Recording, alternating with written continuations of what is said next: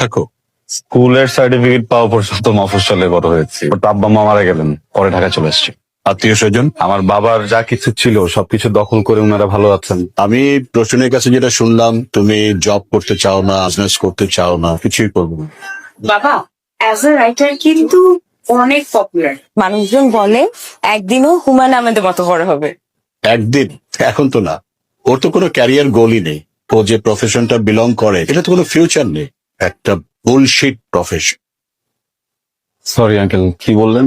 আমি বলেছি bullshit profession. আপনার কাছে মনে হচ্ছে যে রাইটিং প্রফেশন বুলশিট। দায়িত্ব কি তোমার? তুমি কার সাথে কথা বলছো জানো? আমি ঘুষখোরের সাথে কথা বলছি। Shut up! তোমার বাবা মা তোমাকে কোনো শিক্ষা দেয়নি? প্লিজ বাবা মাকে নিয়ে কথা বলবেন না। তুমি আমার বাড়িতে এসে কথা বলছো, আমাকে অপমান করছো। আপনি বাবা মাকে নিয়ে কথা বলবেন না প্লিজ। তোমার বাবা মা হচ্ছে অশিক্ষিত, মূর্খ। অবশ্যই কি জানোয়ার। সে তখন থেকে দেখছি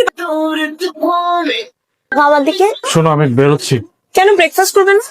অফিসে কি একটা ঝামেলা লাগছে, এক্ষুনি গিয়ে আমার ম্যানেজারের সাথে বসতে হবে।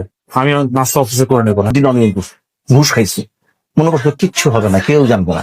নতুন সিওর ব্যাপারে আমি তোমার বলিনি, এখন তদন্ত হবে। চাকরির আশা করো, কিভাবে জেলে যেতে না হয় সেরকম কথা।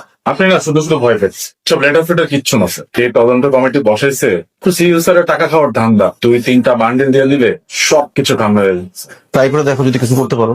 কাইজার, তুমি কি আমাকে চিনতে পেরেছো? জি না। কে আপনি? আমি প্রসূনের বাবা। সরি, কোন প্রশ্ন? আমি আসলে এসেছিলাম আপনার ফাইমের ব্যাপারে কিছু বলার জন্য। ছেলেটার যদি এখন অফিসে এসেছেন আমার সাথে কথা বলার জন্য, কিন্তু আমি আপনাকে সময়